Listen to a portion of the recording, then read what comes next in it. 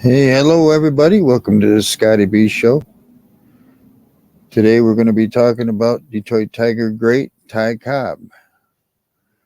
So Trust Speaker had to say was the Babe was a great ball player, but Cobb was even greater. Babe could knock your brains out, but Cobb would drive you crazy.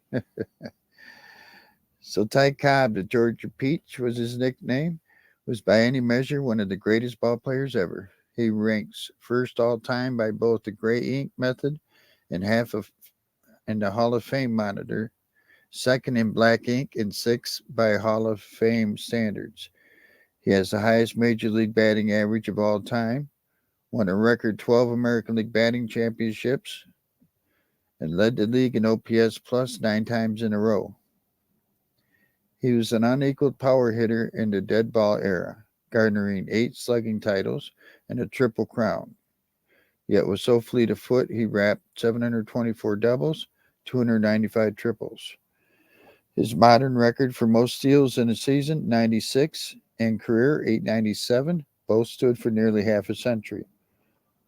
No player was his peer, nor any even similar with the only player with a score higher than 670 on his top 10 list being contemporary Tris Speaker and a fellow Hall of Famer. He was often compared to, but strongly overshadowed during their playing days.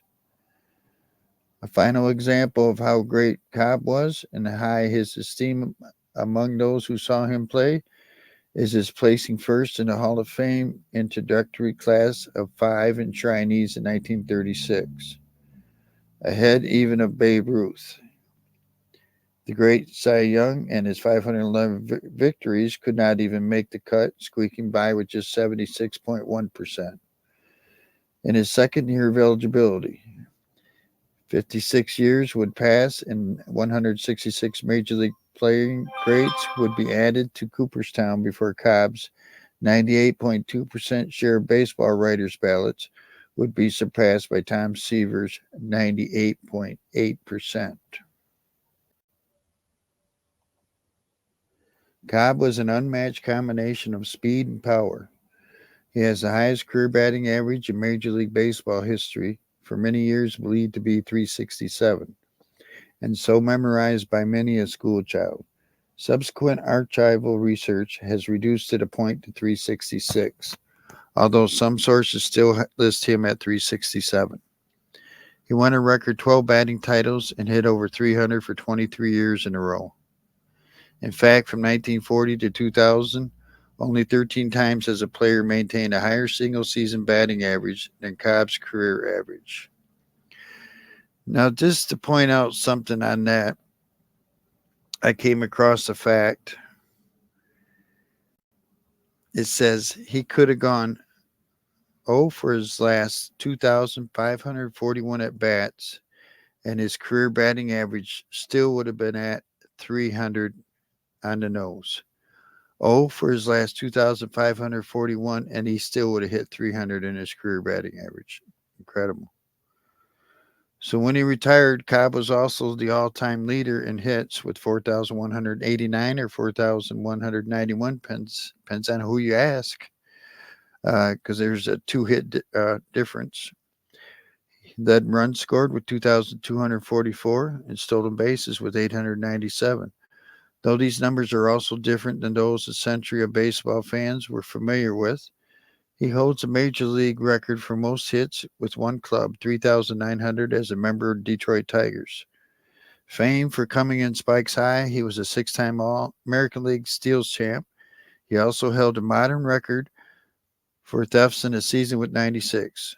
Most of these marks stood for close to half a century or more. Cobb also stole home a record 54 times. Stole home 54 times. Incredible. Cobb was rarely recognized for his power, but he led the league in slugging percentage 8 times and OPS plus 11, including an incredible 9 years running. His power was so prodigious of his day, and he won a triple crown in 1909. Was in the top 5 in home runs 7 times, led the league in RBIs 4 times. And later in life, he sneered that the new breed of power hitters claiming that he could have hit a bunch of home runs if he had wanted to, but that he preferred a more scientific approach to the game anyway. To boast was a part of his furious rivalry with Babe Ruth, who threatened to take away from him the title of greatest baseball player ever. On May 5th, 1925, he hit 3 home runs in one game, repeatedly to prove to reporters that he was indeed serious about his boast. It is also true that despite his excellent power, he was an outstanding bunter and made defensive plays if they tried to play back on him. He was elected to the Baseball Hall of Fame on February 2nd, 1936 by the Baseball Writers Association of America. He received more votes in the first election to the Hall of Fame than Babe Ruth and Honus Wagner, who were main contenders for the title of greatest player of all time at that point. It was again half a century and over 150 Hall of Fame ball players later before his mark of 98.2% of the baseball writers' votes was suppressed. And just to show you his achievements, he was American League MVP in 1911, American League Triple Crown winner in 1909, 11-time American League batting average leader, 7-time American League on base percentage leader, 8-time American League slugging percentage leader, 10-time American League OPS leader, American League at bats leader in 1917, 5 times American League run scored leader, 8-time American League hits leader, 6-time American League total base leader, 6-time American League singles leader, 3-time American League doubles leader, 4-time American League triple leader, American League home run leader in 1909 with only 9 home runs, 6-time American League stolen base leader, 100 RBI seasons, he had 7. He had 11 100 runs scored seasons. He had 9 200 hit seasons. And he had 8 50 stolen base seasons. And he was Baseball Hall of Fame class of 1936. So tell me what you think in the comments. Ty Cobb, one of the greatest Tigers ever?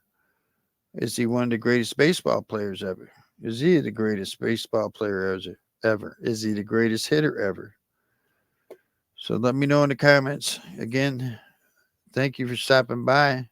You have a great day, great night, whatever the case may be. We'll see you next time on the Scotty B Show.